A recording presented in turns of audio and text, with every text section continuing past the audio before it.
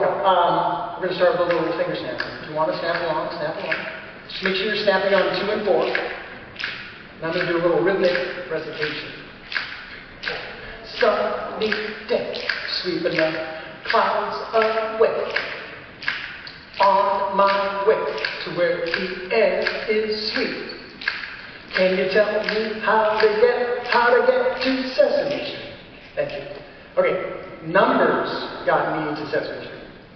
When I was 6 years old, I was obsessed with numbers. And later, car horsepower comparison, NFL wide receiver stats.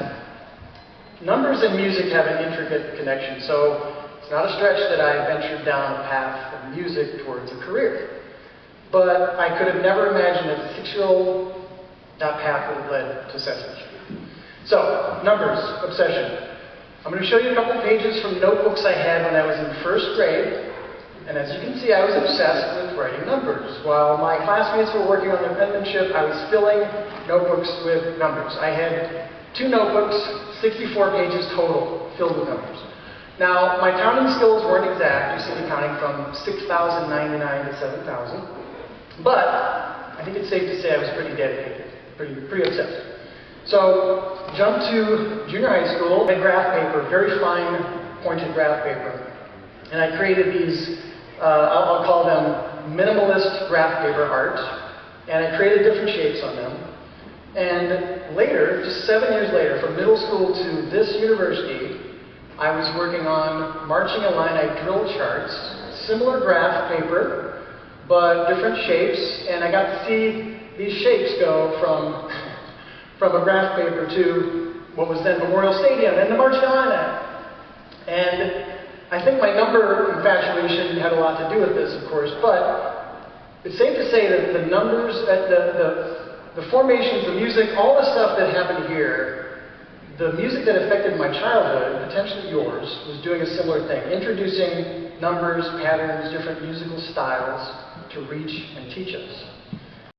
So, I'm going to jump into the mindset of music on Sesame Street. If you think back to when you were 3 or 4 years old, there's probably songs you remember from the show. But try and imagine that you're hearing those for the first time. What effect did that have on you? Were you dancing? Were you singing along, clapping rhythms? And what about learning? What about learning letters and numbers? Were you thinking to yourself, you know what, I'm having fun and I'm learning? Well, numbers are a lot of what I remember from the show. I can picture the counting bats, Mr. Hooper counting cans on his shelves, and lots of fun, colorful animation, like a pinball machine, numbers flying around the clock. So here's 3 random numbers from Sesame Street. Over 4,700 episodes produced since it first aired in 1969. Over 3,600 original songs, original compositions. And 8,000, the approximate number of Big Bird feathers applied by hand by the Jim Henson Company. So, what I'm going to do today, I want to tell you a little bit about the DNA of Sesame Street and how the edict went forth that the music on the show would not talk down to kids, but rather lift them up. Sesame Street was founded in part by Joe Yans Cooney and the late Lloyd Morissette. And when they were deciding on concepts for the show, they knew music would play a big part. They famously hired Madison Avenue advertising professionals to write commercial-like jingles to teach kids letters and numbers. And they hired a hero of mine, Joe Raposo. He was the first music director at Raposo. Wonderfully talented Broadway guy, jazz arranger, and through his artistic vision, the musical DNA really took shape. So when the shows began to air, there were raves and critiques about the music direction of the show. Some critics saying that the music was too sophisticated for little ears, and that they should focus on nursery rhymes like Mary Had a Little Lamb, instead of jazz, blues, rock, and the spontaneity that those styles provided the listener. Well, Raposo countered and said, the lamb left the nursery the day they brought the TV set in, and that now kids are exposed to and learn to love every conceivable style of music. Okay, so the core of my talk today is that you learn things about music that you didn't know you were learning watching the show. It could be the nuts and bolts of music, melody, pitch, rhythm, which I'll talk about, musical styles. I'm going to talk about rhythm, but I'm going to talk about very specific rhythm, which is syncopated rhythm, and how Sesame Street excelled at that. So I started by reciting the Sunny Days theme song, but I'll sing a little bit. Sunny day, sweeping the clouds away. I'm going to give you two more song examples. Oh, oh, who are the people in your neighborhood? In your neighborhood. Anyone? In your neighborhood. Thank you. And one more. La la la la, la la la la, Elmo's song. Okay, there's one thing all three of those songs have in common, and that is syncopated rhythm. Syncopation is what gives music a little extra spice. There's a little push-pull effect against the basic pulse of the song. With vocal music, syncopated rhythm can put a unique spin on lyrics that otherwise might feel a little boring and straight.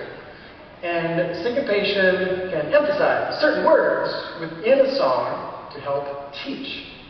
So what I'm going to do today is I'm going to compare syncopated and non-syncopated rhythms.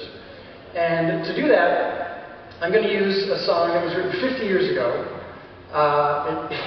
It inspired me to write a number song for season 54. It was accompanied by amazing animation, pinball, numbers flying around the clock, had a great bass groove. It was sung by the Pointer Sisters, which were relatively unknown back then, and it included percussion I'd never heard, steel drum. That song is Pinball Number Count from 1976.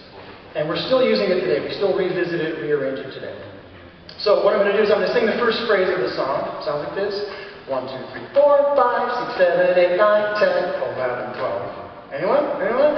1, 2, 3, 4, 5, 6, 7, 8, 9, 10, 11, 12. Right. So what I'm going to do, let's say you're 3 years old. You haven't learned to read music yet, but I'm going to represent that rhythm with just simple lines and blocks.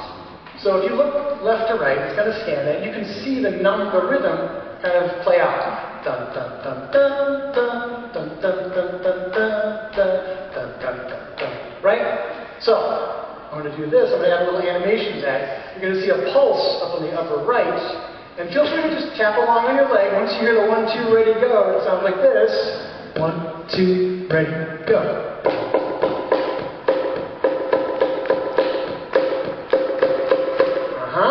Okay, you're getting there. We'll get there. You're 3 years old. It's fine. We'll get there. So what I want to do is compare that song, just the first phrase, to the first phrases of two nursery rhymes, Mary Had a Little Lamb and Twinkle, Twinkle. And you can already see by looking at my lines and blocks that Pinball Number Count definitely more syncopated or definitely has more complexity to it, right? But let's do this. Give me a nice slow pulse. Everybody just tap on your leg, nice slow pulse. Keep that steady. I'm going to just recite Twinkle, Twinkle, the first phrase. Twinkle, twinkle, little star, how I wonder what you are. Okay, with your other hand, keep that pulse going. This is going to take some coordination. Trust me. Tap the rhythm with me. Twinkle, twinkle. Ready, go. Twinkle, twinkle, little star, how I wonder what you are. Faster. 1, 2, ready, go. Twinkle, twinkle, little star, how I wonder what you are. Okay, thank you for indulging me. Okay, let's do the same thing. Give me another pulse, a little faster, right about here. And I'm going to just rhythmatize Pinball Number Count. 1, 2, 3, 4, 5, 6, 7, 8, 9, 10, 11, 12. Want to try it with your other hand? 2, ready, go. 1, 2, 3, 4, 5, 6, 7, 8, 9, 10, 11, 12. Faster.